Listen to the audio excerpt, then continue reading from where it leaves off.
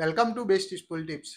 In this video, I will show you how to enable full screen gesture or set the 3-button navigation bar on your Samsung One UI 8 version. So if you have any Samsung device running the One UI 8 version or you want to switch the navigation bar button or use the full screen gesture, follow this tutorial.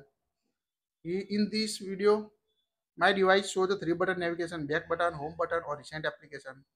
So if you want to use the full screen gesture, open the app drawer on your Samsung device, tap the settings app.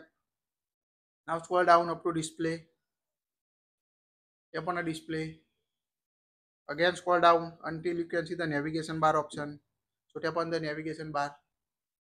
Now here you can see the buttons option and the swipe gesture option. So in button you can see the more option. Here you can switch between the back button on the recent application.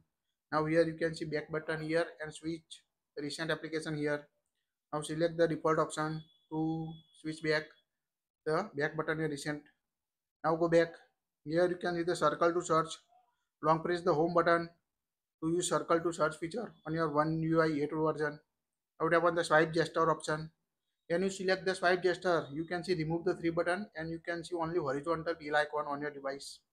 Now swipe up and hold to view the recent application when you use the full screen gesture. Also, if you want to go back, swipe from the left, swipe from the right, and you can see go back the previous screen on your device. Or to go to the home screen, swipe up and you can go to the home screen.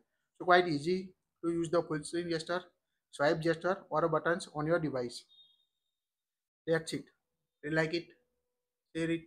Thank you for watching this.